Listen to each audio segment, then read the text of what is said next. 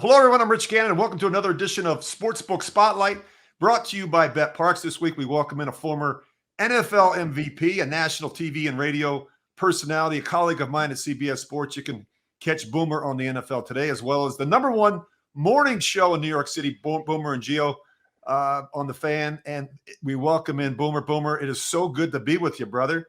Thanks for spending a few minutes with us. I always love talking football with you, Rich, man, because we get down to it, man. We don't hold anything back. You know what I mean? I hear you, brother. Well, talking about not holding anything back, the Philadelphia Eagles have been a great story so far this season. The only undefeated team in the NFL so far, Boomer. And I'm really impressed with what I've seen from Jalen Hurts. Just your thoughts on the Eagles, and can they keep this going the rest of the way? Yeah, I don't know if they're going to go undefeated, but I do know this. Howie Roseman should be executive of the year, the way that he's building around Jalen Hurts. And you and I probably love Jalen Hurts more than we do the first-round draft picks because we were not first-round draft picks ourselves. So we can completely appreciate exactly what he has done in year three here. I mean, so when he took over, everybody was wondering whether or not he was going to be the long-term future for the Philadelphia Eagles. And each year he's gotten better and better. And much like Mike McDaniel for Tua Tagovailoa, Kevin O'Connell for Kirk Cousins, Brian Daboll for Daniel Jones. I mean, you think about Nick Sirianni and Jalen Hurts, and they got a real good synergy going. And Nick's a really smart guy. He's an energetic guy. And I think that Jalen reflects his coach, and his coach reflects Jalen. And Howie Roseman went out there and got A.J. Brown, Jalen Waddle. I mean, these guys, if in my eyes, look like they are going to be unstoppable until they get to the playoffs. And I think that's where they run into the San Francisco 49ers, who I think are overall the best team in the NFC, even though they're at a 500 record of 4-4. Yeah, big reason why the Eagles are winning, Boomer, is they're taking away the ball. They've taken away more than any team in football. And they have the fewest giveaways, just 3 so far this season. I think that's another area where Jalen Hurts has made a lot of progress. All right, the biggest surprise so far this season. I would have to say, for me, it's the Giants, because I've watched the Giants over the last 5 years, and the fact that they're sitting here at 6-2 and they play the Texans and the Lions coming up, they may get to 8-2. And Brian Daboll was brought in here to find out whether or not Daniel Jones is a long-term future. And I don't know if that question has been answered just yet. But the combination of Brian Daboll as the head coach, Mike Kafka as the offensive coordinator, and Wink Martindale as defensive coordinator has basically turn the entire culture of the Giants around. And there's still a question about whether or not Daniel Jones is going to be that guy. But I know Kevin O'Connell 6-1. I know Nick Sirianni's 8-0. But to me, what Brian Daboll has done with the Giants at the halfway point is simply been magnificent. Yeah, Giants and Jets, a big story. The Seattle Seahawks with Geno Smith at 6-3. No one saw that one coming. Boomer.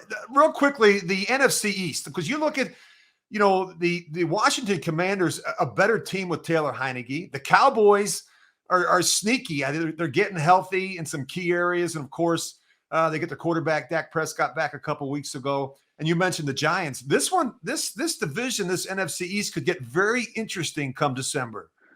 Yeah, I expect the Cowboys to beat the Green Bay Packers this week. I expect the Giants to beat the Texans this week. And I expect the Philadelphia Eagles to beat the Commanders on Monday night. So the Commanders may be on the outside looking in, but I think this division has a really good shot of sending 3 teams to the playoffs, with the Eagles winning the division, which is really amazing. I don't think any of us saw that. We all thought the AFC West was going to be the best division. 2 teams out there, Denver and the Raiders, have really not lived up to what all of our expectations were. But I do believe that this division right now will send 3 teams to the playoffs. And, the team that I would not want to play if I had to play them in the first round of the playoffs would be the Cowboys, just simply because I think their defense with their pass rushes could really wreck a game, as we have seen thus far this season. Yeah, Micah Parsons, something special. All right, Boomer, the biggest disappointment through the first half of the season. Well, I mean, the Rams are disappointing. They're the defending Super Bowl champions, but we all kind of knew that they weren't going to be the same team coming back, and we knew their offensive line was going to be a problem, and it certainly has turned out that way. And now with Matthew Stafford in concussion protocol, I don't know if he's going to play this week. They have the Cardinals, and the Cardinals basically blew up last week against the Seahawks. So that's an interesting matchup for me. The Packers and Aaron Rodgers, certainly a huge disappointment. I think we all expected more from them. I guess you could say that the Cincinnati Bengals are a little bit of a disappointment. They didn't play as well as they could have early in the season. They let a couple of games slip away. The Saints, for me, are a disappointment as well. I thought that they had a chance to win the NFC South. Now it doesn't look that way. And in some respects, you could say the Bucks are a little bit of a disappointment, only because they have a losing record. They are winning in that division. There's no question about it. They'll probably win that division, but it's been choppy to say the least down there in Tampa.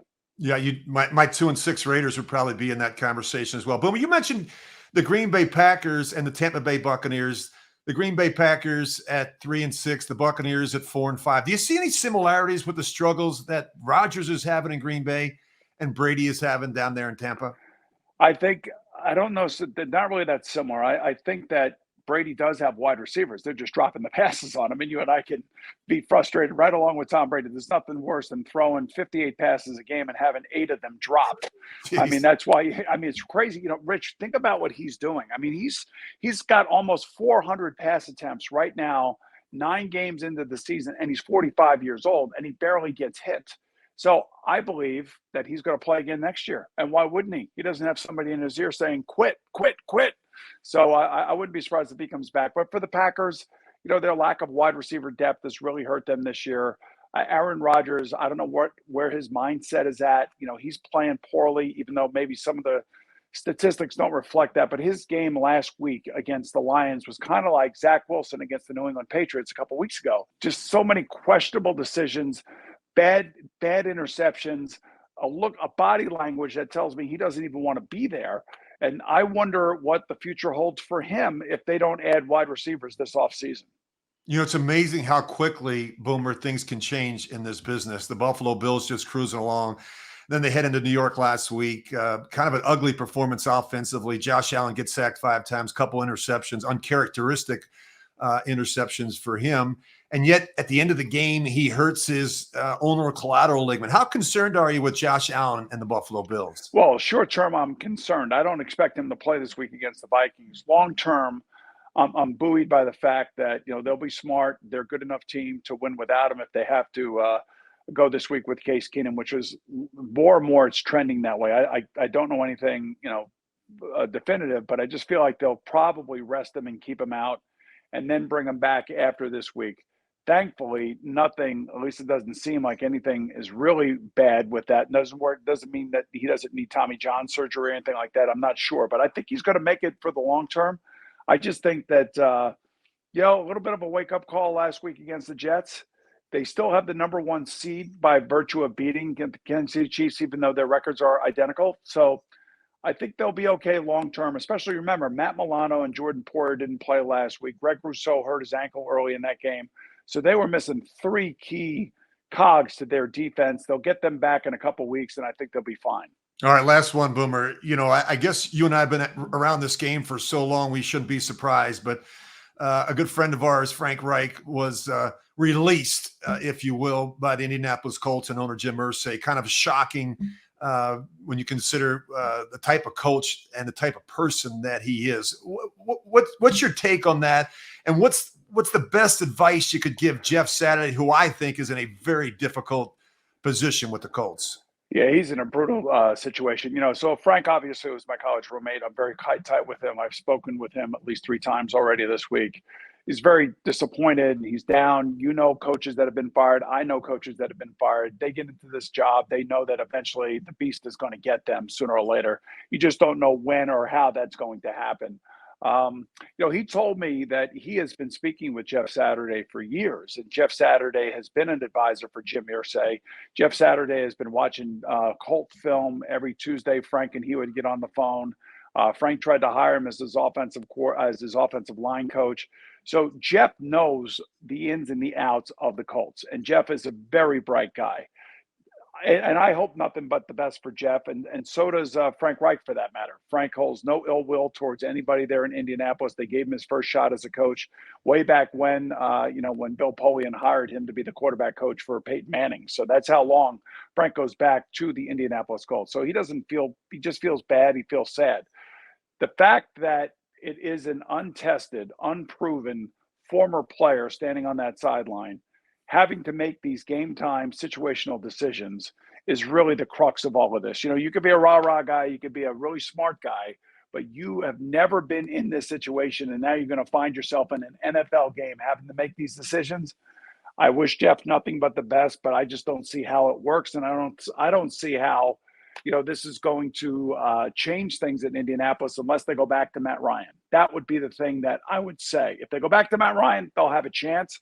But at this point, I just don't see how this is going to work out for the better. Yeah, what a train wreck. Well, there you have it. Another edition of Sportsbook Spotlight with our very own Boomer Esiason. Boomer, thanks so much for spending a few minutes with us. Have a great day. All right, Rich. Thanks. Always great to see you. You're the best, brother. Thanks, bud. See you, bud. See you guys. Goodbye.